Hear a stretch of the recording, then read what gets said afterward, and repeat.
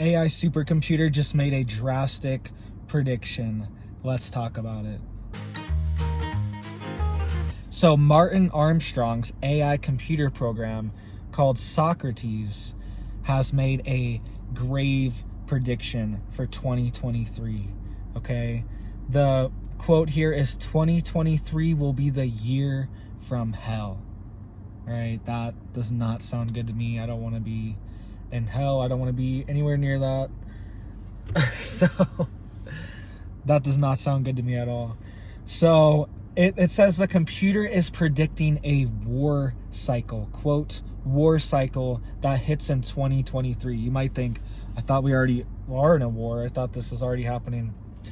This is just the beginning. Okay, World War II, World War I, they did not happen overnight. It took years for this to materialize into an actual world war. There was lots of proxy wars and saber rattling and build up before things really popped off and before we really think of it as a global war.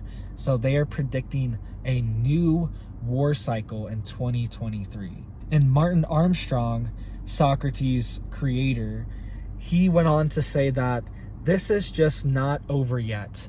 The euro looks like death warmed over. You are looking at revolutions and etc. because of inflation. Revolutions because of inflation. All right. And he's saying the price of gasoline is predicted to go up from these computer models.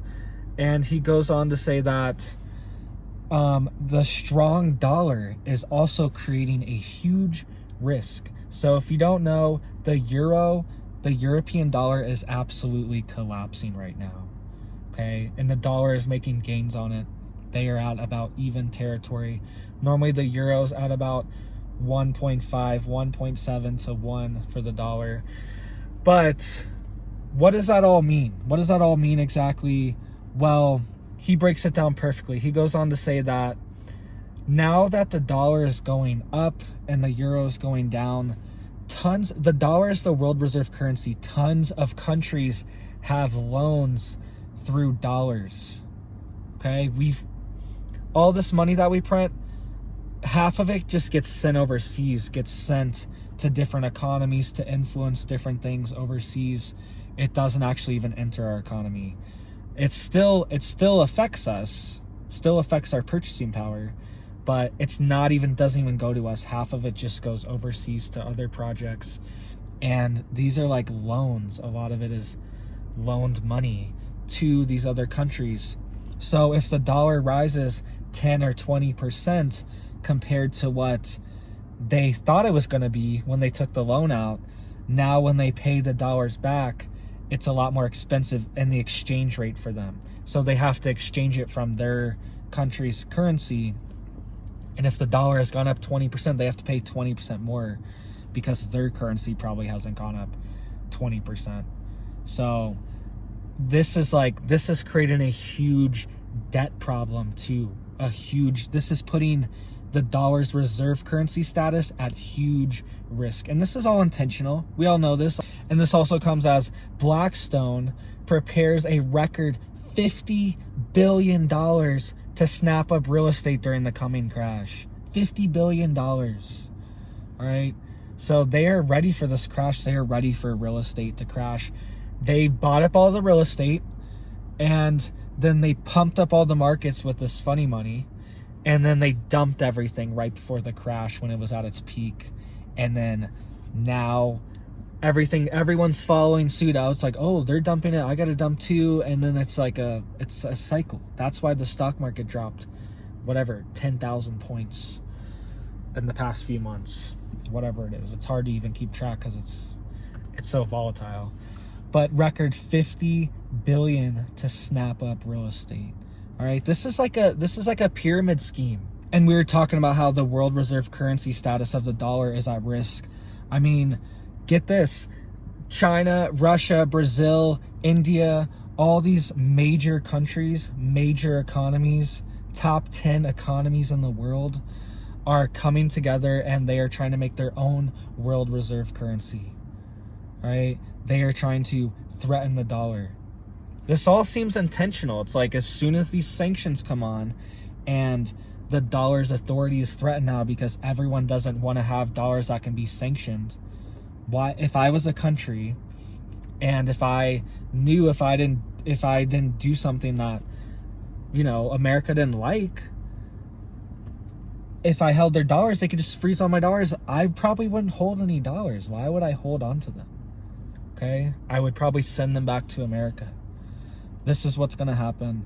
More countries are going to dump their dollars, send them back, exchange them, and it's going to result in even more hyperinflation in the homeland here. Once all these dollars start flowing back, once people are like, ooh, I want to go with this other reserve currency, it's going to cause massive hyperinflation here. You thought 9% in a month was bad. Cooked book numbers, probably like 20. But official number, 9.1%, I think. You thought that was bad. You would probably see like 90% in a month. It depends how long this went on for, how many countries dumped the dollar at once. But we could see 90% in a month if this happened. And this is setting up, guys. This is all coming together. All the pieces are lining up. It's not just going to happen overnight where it's like, yep, the dollar's hit. We have to like put on a big show and convince everyone that this is why it happened. It happened for a reason and all, you know what I mean? Like, we have to put on a big show. So there's all these other moving parts, and we can't just be like, they just collapsed the dollar. They just did it. No, there has to be all this big show, and they got to drag it out for months and years, and then it's going to happen. All right. So keep prepping, guys. Stay prepared. We were talking the other day how seeds are going to be super valuable. They could be like a currency almost. All right.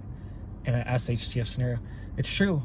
Seeds, eggs, like animals, all this stuff is going to be so valuable during a collapse scenario. People are going to be like, man, I wish I had a chicken. Like, I would give whatever for a chicken.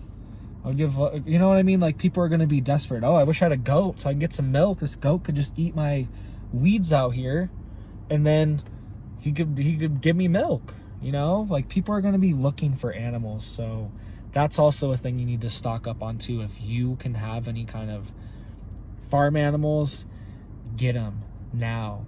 You know, we want to get a cow soon. We're trying to get our own land. We want to get some cattle soon, our own. So look into these things. A cow is going to be so valuable. You know how much meat you can get from it. You know how much dairy you can get. You know how many babies this mother cow can have. They're going to be so valuable. This is how we're going to rebuild things if there is a collapse. So never stop, guys. We're going to win. We're going to stand tall, stand strong, stand firm. Don't back down. Don't sit down. Stand up. All right? I know I'm getting worked up here, but it's true. It's true. Don't stop. All right? Don't get comfy. Don't get lazy. Don't get complacent. It even happens to me. I don't buy anything for a prep for like 2 or 3 weeks. Goes by and I'm like, I need to buy more preps. I need to buy a bag of flour. I need to buy a bag of rice. I should buy a couple cans. So don't stop, guys. Don't get lazy. Don't get complacent. Wake up. Wake up. All right. And I love you guys. You guys are the best audience. You guys are so supportive. Always wishing me blessings. I wish you massive, amazing blessings. And I love you guys. You guys have a blessed day. Thank you, sir. Thank you, ma'am.